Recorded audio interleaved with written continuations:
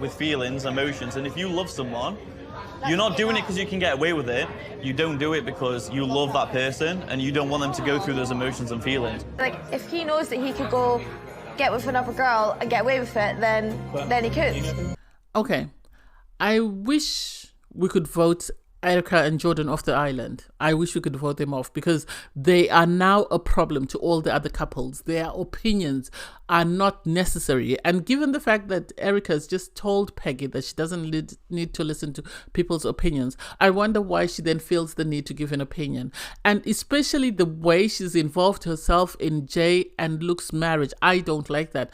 Jay was her biggest champion when Tasha and Ella were saying that they get bad vibes from Erica. And so for her to be the contributing factor to the downfall of Jay and Erica really riles me up. It really gets on my last, oh God, I digress. Hey there, it's Valerie. Welcome back to my channel. If you're new here, don't forget to subscribe. We're still on our way to 1,000 subs. Click the like button, turn on the notification bell for when I upload new videos, and definitely leave a comment. In this episode, I'll be reviewing Married at First Sight UK, Season 8, Episode 24.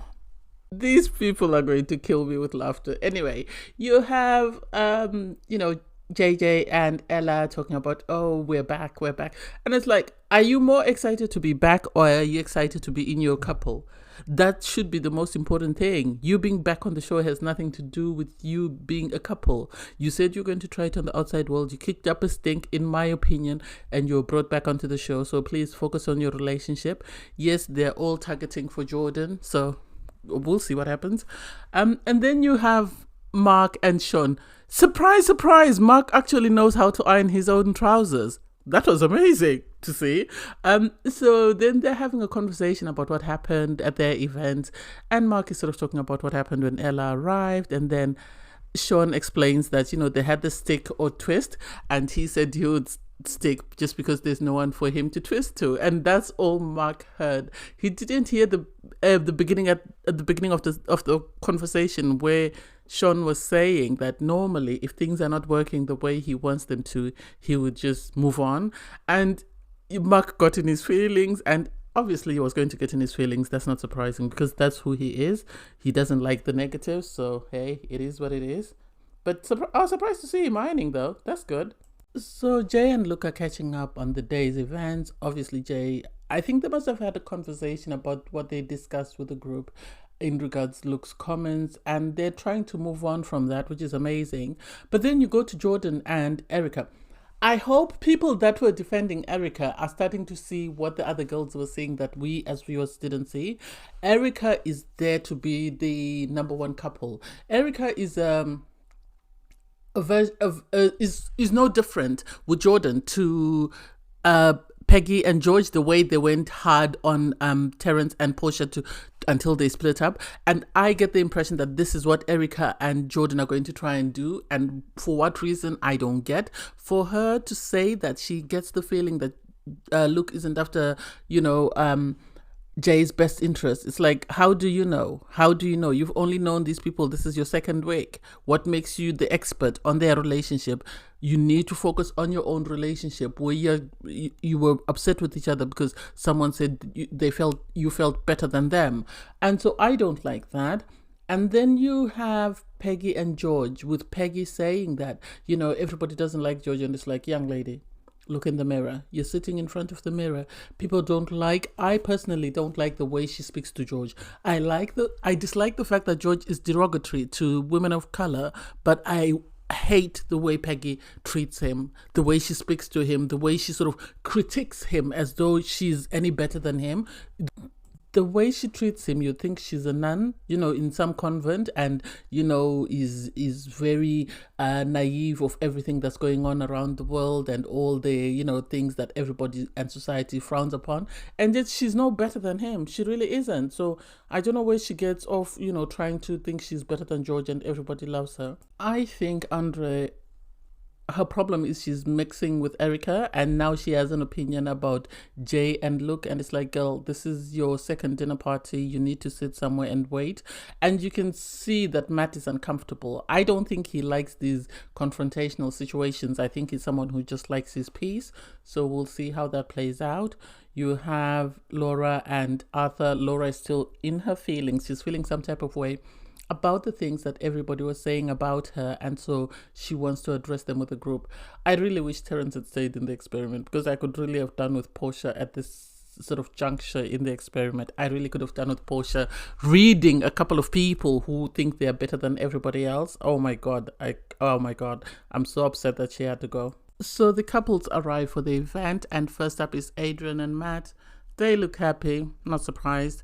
Then it's Ella and JJ. I don't even know why they're there. The experts try to explain why they're there, and for me it's like, I don't think the group is in any mood to sort of help them with anything at the moment because of the way this relationship came about, and the fact that Ella is now dressing more and more skimpy. Wow, it is what it is. And then you have my favorites, Thomas and Ross. Oh, they look excited just to be there. They look happy as a couple. And then you have Jordan and Erica arrive, and you can already see that Ella is feeling some type of way. She's feeling some type of way about Erica, and, well, it's a matter of time. I think the problem with Married at First Sight UK is everybody wants to be the main act. That's the problem, because as soon as Jordan arrives, Ella already starts kicking off. Oh, I know you don't want me to be here. I came looking for something. I didn't find it. I found it with somebody else. And it's like, you're not on Love Island, love. You should have gone to Love Island, because that's where you can change partners to no end. Here it's a marriage show. You're supposed to be married to someone and stick it out or get divorced, and that's it. You're not supposed to come in wanting marriage. You don't find your person, and then you start looking around to the husbands to see who's your next victim or who's available or who you think you like. So I agree with Jordan, but I don't know how I feel about Jordan at the moment. And for JJ to say, oh, I don't want to hear about it, well, Ella's the one who brought it up, so address it with Ella. Laura is ready for war, and I am happy that she didn't scream across the sort of the lounge area to say at Jordan, but she actually called him, sat down with him, and gave him her peace of her mind. And she is right that Jordan and Erica have a lot of opinions about other people's marriages that they've only witnessed for 2 weeks, and these marriages have been going on for 5 weeks. So what's happened in the first 3 weeks, they have no idea. What's happened during the honeymoon, they have no idea. They're relying on secondhand information and making these assumptions and then giving it out as fact, which I don't think is right. And I give it to Laura for calling him out and say that you say some things and then say that's your opinion. Nobody's asked for your opinion. Even if you're asked, at least there's a way to say things, because I feel like if anybody else made the comments that Jordan and Erica were saying about other couples, about them, they would kick off. And yet, surprisingly, they just hide behind the fact that, oh, it's just our opinion. We mean no harm. It's just our opinion. And it's like, nobody cares. Nobody really cares. Next up is Tasha and Paul. They're happy just to be there. They don't want any beef. And I'm happy that this week they are not sort of the topic of conversation, so they can sit in the back and just watch and eat their popcorn. After them is Peggy and George, and okay, we'll see. I like the fact that Laura and Arthur are presenting a united front. They're presenting as a team, and so they're not going to put up with any mess. So you have George having a conversation with Erica and Adrian, and sort of telling them about Laura, or, you know, she belittles him. And it's like, who cares? Who cares? If you're not going to build up a couple, then you need to keep quiet. And it's a bit rich coming from George saying that, you know, Laura's belittling Arthur when his wife is always belittling him. His wife refuses to be intimate with him. His wife is very sort of standoffish with him. And yet he is busy criticizing another couple. And I love the fact that Laura and Arthur didn't let it slide, and they called him across. They didn't shout at him. They called him, sat him down, and really told him what it was and asked him the questions that needed to be asked. And then they moved on. Next up, you have Mark and Sean. They seem happy. And lastly, you have Jay and Luke. And they seem a bit sort of withheld From what they normally present, they seem a bit withheld. You can tell that something is not right as of that moment. I think it's because of the tension between Jordan and Luke. I think that's the main reason. The girls with Peggy sort of chiming in and sort of talking about, look, it's a bit rich. It's a bit rich for her to say that, Luke thinks Jay's a walkover, or he can walk all over her, or she's, he's Ed. And it's like, you've been doing the same to George. Why do you and George feel you can give your opinions about other couples when you're not in the best of places?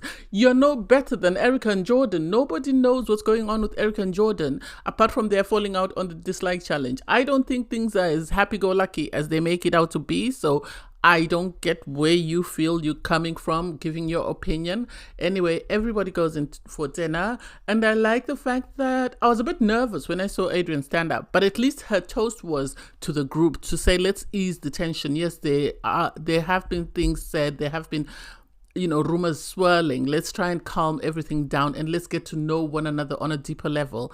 But you could see Matt was nervous because he didn't know what she was going to say. And I think she was also looking at him because she could tell he was very nervous. He doesn't like the tension. He doesn't like confrontation. And I think she was sort of treading a line between sort of trying to be, a show-offy, as he said, and also trying to make sure that she doesn't upset her husband. So, I don't know. We'll see how that plays out. Can we call time on George and Peggy? Because the fact that they can't even look at each other and they're having this back and forth.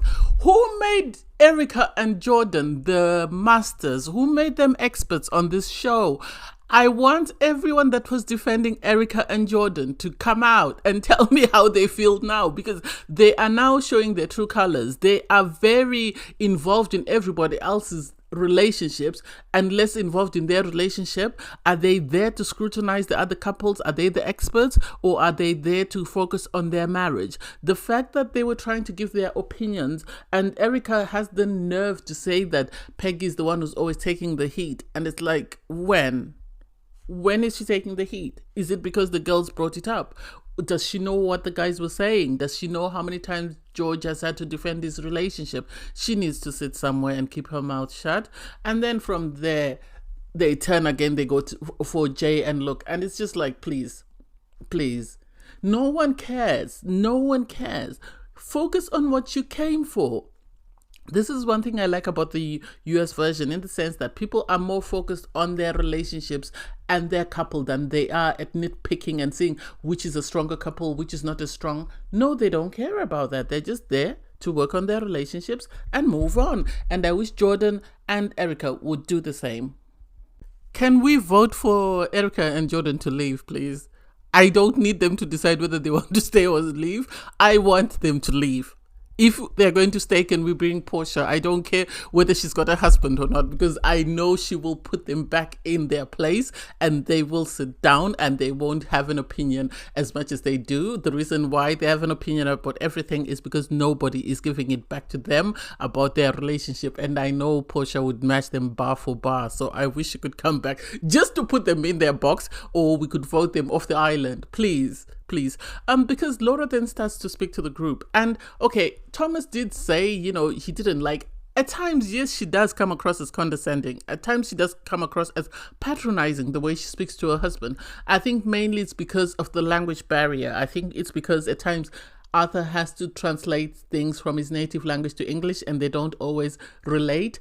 And so I give her credit for also, giving it back to Thomas to say, but you called my husband a Neanderthal, so where do you get off telling me how I treat my husband when you haven't been respectful towards my husband? So I get that bit. But the fact that Jordan, every other sentence, kept trying to interrupt her and had people like Adrian shouting at him to tell him to keep quiet says a lot. I think there's more to Erica and Jordan that they are hiding behind criticizing other couples. I think they're choosing not to focus on them because they know there is a lot of problems with them, and so instead of the attention being on them, they've decided to focus on other couples and sort of draw people's attention from them, and so that people won't see the cracks in their relationship. That's the impression that I get. I don't know. I really feel sorry for Laura. I really do. And I hope, if nothing else, this allows her to reflect on why is everybody saying that I don't sort of speak to my husband, or I don't treat my husband in a respectful and loving way. And I hope she uses it as a teachable moment, and she learns from it, and she grows, and she becomes the best version of herself for her husband. Because I think, because she thinks she's more accomplished than her husband, at times she thinks she has to drag him along, but that doesn't mean that he doesn't contribute to the relationship. So I feel like she needs to take a moment out and sort of move away from her anger and sort of focus on what's going on. Luke, it seems, wasn't feeling great, so he had to leave and go and lay down, and left, Jay on her own. Poor thing. I have a feeling that Jordan is going to eat her alive. It's interesting that Jay was one of Erica's biggest champions and was saying Tasha's jealous or she's intimidated, and yet Erica is the one of the people that are contributing to the downfall of her relationship. Because after Jay leaves, you have Jay sort of sit next to Erica, I think because she felt sad on her own, and they were sort of trying to comfort her. And then the conversation starts up of how she feels about the things that Luke was saying. And she says, he did say things and we have spoken about it, and I think he didn't express himself correctly. And so even George sort of chimes in and says, I give you credit, you're a nice person, and the fact that, you're trying to defend Luke. And so for me, it's a bit difficult because Jay, yes, might be upset, but her sister said exactly the same thing. Her sister called her a people pleaser, and she herself said she's got a tendency to please people. So I don't see why she would be upset about that part of the comment. And for Erica to say that, Luke made a comment, they were asked, would you rob a bank for 10 million? And he said yes. Anybody would say yes. Anybody who wants to could easily say yes. And she's equating that to him, cheating, if he could get away with it. And it's like, why would you equate that? Did he say that? Or are you just making assumptions or conclusions? Why would you say that? And I give it to George for defending Luke and saying Luke is not someone who cheats, so we cannot equate the two. And it's like, Erica needs to mind her business, Jordan needs to mind his business. I don't know where the producers got these people, but they are becoming too much of a pain in everybody's backside. Sad to see Jay broken, and the fact that Luke is not there to defend himself. I wish they had waited for a time when Luke is able to defend himself, because it seems he's not feeling well. So the fact that people like Peggy are piling on, Peggy's trying to remove the pressure from her and George, so whoever she can throw under the bus she'll do, and she's joined the professionals at throwing people under the bus, Erica and Jordan, which is really sad. And it's interesting to see that at one end of the table you have the nosy busybodies, and then at the other end you have those minding their own business, and the reason why they're there. You have Thomas and Rose sort of talking about, a bit of leg, because I think Rose exposed a bit of her leg, and Thomas is now very comfortable around Ross. You can see the way he talks, the way he behaves, the way he moves. He's holding himself way up high. And I think Roz has really opened him up to the idea that someone can really like you or love you without criticizing you, which is something he struggled with from his previous relationship. You have Tasha and Paul sitting there minding the business that pays them. They are not part of the drama. I like the fact that Tasha had already put a serviette on Paul's shirt because she said she doesn't trust him. He might spoil his shirt. And you have Sean and Mark also there minding their own business. And I think because the people they're sitting with are minding their business, Erica and JJ have no choice but to mind their business as well and just enjoy the peace and the calm and leave the chaos on the other side. And I think poor Matt is wishing he was with the calmer crowd. Anyway, the experts send some questions and it's like, they want drama. Hey. There's going to be drama and there's going to be theatrics of people trying to make out their relationships are better than they are. So, the box is given to Paul and Paul reads out this card from the experts saying, couples need to be truthful about the current state of their relationship. So first up is Thomas and Roz, and their question is, what has been your biggest achievement so far? And I think, and everybody that has watched, is their transformation, their willingness to do the work. They were two broken people, as I said right at the start of the season, who really were looking for a partner. And so they came into this with the best of intentions. Yes, they had speed bumps, but they still kept going. Even when Ross said, you know, I had sex with him to look for a connection, that didn't deter Thomas. Yes, he was hurt, but he still stood up. He dusted himself up and kept going and kept going. And the way sort of Ross melts as soon as he describes their transformation and the fact that they were willing to put in the work and now they have something special. It's so cute and so amazing to watch. It's so cute and amazing. And this, as I always say, is what I like about Married at First Sight. If you go in with the best of intentions, you'll find what you're looking for. If you go in looking for a life partner, you'll find a life partner. If you're going in to be a reality TV star, hey, you might find it, you might not. It depends on the day and, you know, what you come across. So next up is Adrian and Matt, and it's what will be your biggest challenge. And they both agree that it's communication. And for me, I think anyone can see Adrian is very outspoken. As she said, she likes to put her cards on the table. And at times she seems like she likes a bit of confrontation. Whereas Matt, as he said before, likes to read the room, likes to read the situation, assess, and then come up with whatever he's going to say and know that what he said, he stands by it. He just doesn't want to be a Jordan and just blurt out the first thing that comes to his mind. So you can see, I don't know, the way Adrian looked at him after he said that, gives me pause for concern. Next up is Mark and Sean, and Sean has to walk on eggshells because anything he says or anything he does will upset Mark.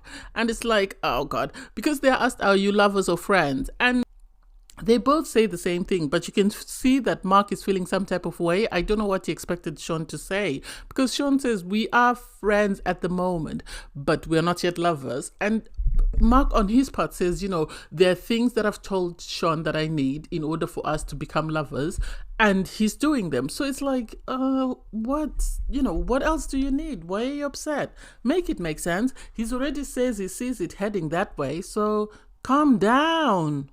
Up is another of my faves, Paul and Tasha.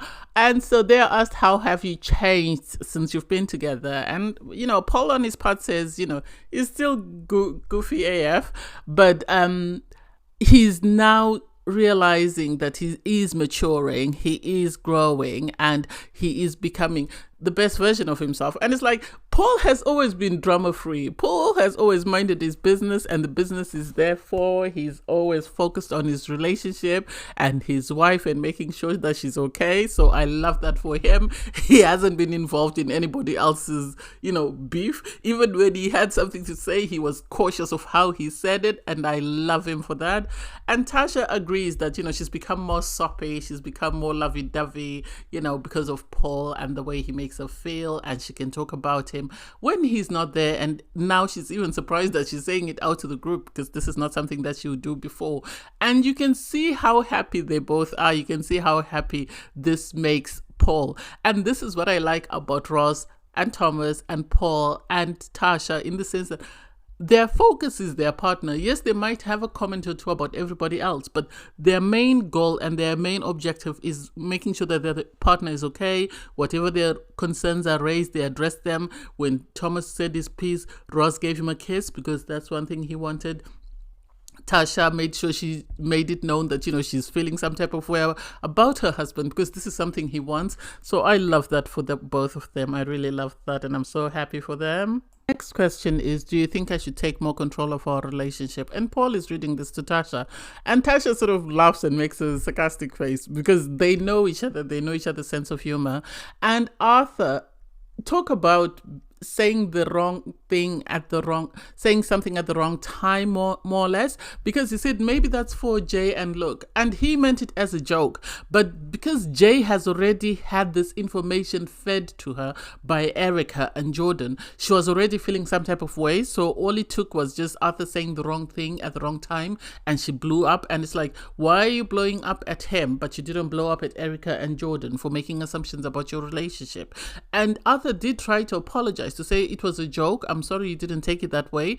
And it's a pity that Laura didn't sort of correct him, because by the time she tried to stop him, it had already come out. And this, he says, is one of the things that he asked her to do. He asked her to sort of correct him when he does the wrong thing. And I don't think he meant any harm on his part, Arthur. I think it's just something that just came out as a joke because everybody was saying this, and then sadly it wasn't received the way it was intended to be received, which is really sad. At times you have to read the room. I feel sorry for Jay, crying, and I love the fact that the person who went to console her was a neutral party, someone who wasn't involved in the drama. So it was Mark, and he was able to relate and sort of help sort of get her to sort of to express herself and vent and sort of compose herself. So by the time she came back to the group, she seemed to be in a better headspace. Next up was Laura and Arthur, and they were asked, are you happy in your marriage? And Arthur was honest. He said, at first I wasn't, but now I am. And that's the truth though, because they had a lot of issues on their honeymoon. So I get him saying he wasn't happy at first, but now he's at peace. He's happy with his marriage as is. So that's good for them. Laura says, Arthur has really changed. He's become his truest self. He stopped playing up a character that he thought people wanted to see. So she's happy with that. She also feels she's changed and she's happy with that.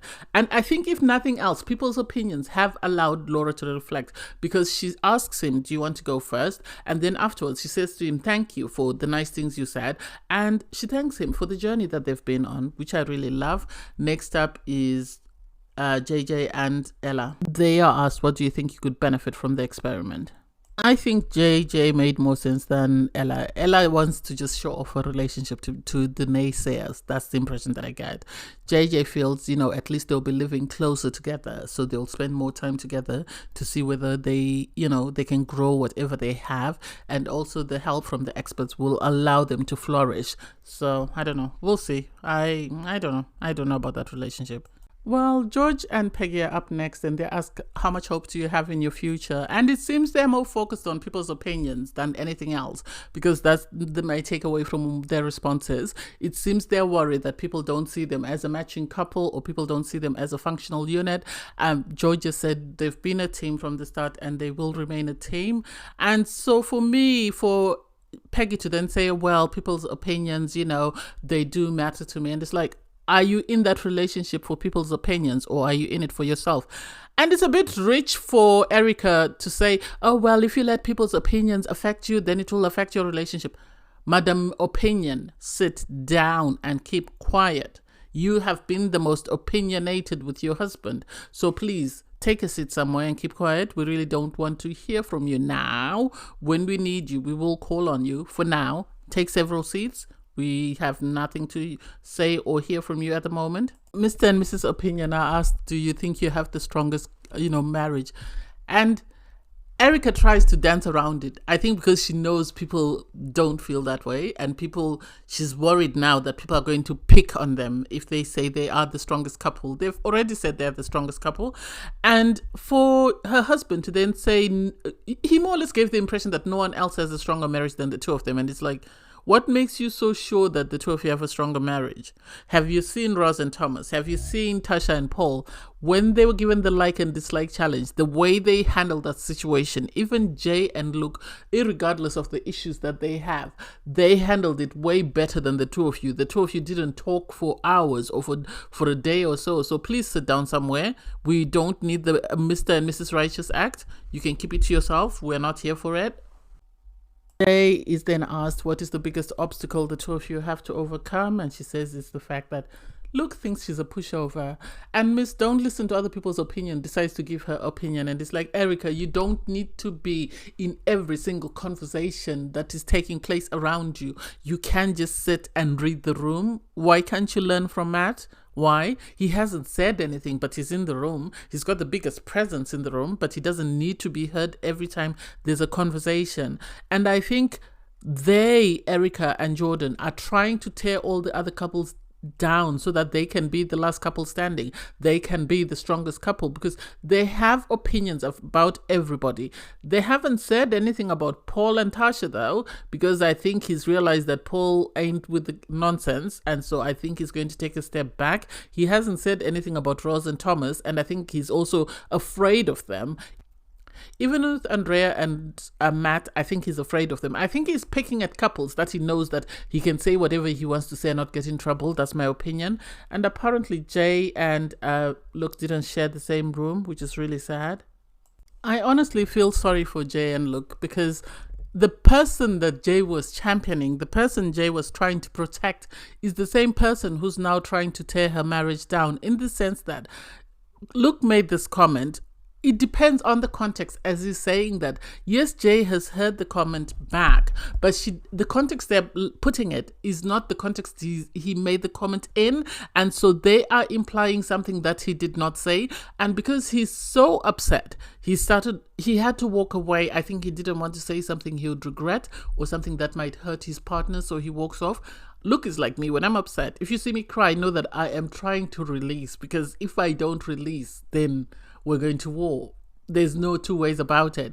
And I get where he's coming from, and I understand him, and I empathize. And it's a pity that some people thrive on tearing other people down. Luke and Jay have been the strongest couple, or one of the strongest couples, from day one. From the moment they saw one another and said I do, they've been smooth sailing on their honeymoon. They've had a great time. They've come back. They've just focused on the business. That's them. Yes, Luke made a comment about Laura, but I think Laura rubbed him the wrong way. But they've always kept to themselves and always minded their business. So the idea that Erica and Jordan have suddenly had these opinions and felt the need to tear them down, and Peggy has sort of contributed her own 2 pence into that conversation, doesn't make sense to me. I hate it when people interfere in other people's marriage.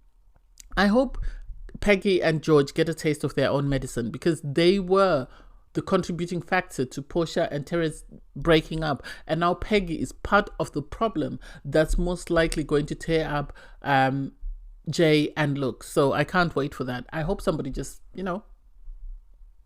gives their own opinion. If it's Jordan and Erica, hey, 2 birds with 1 stone, let them tear each other down. It is what it is. Anyway, thanks guys for watching. Please don't forget to like, share, comment and subscribe, and click the link in my video to watch the review from episode 23. See you in the next one. Bye guys.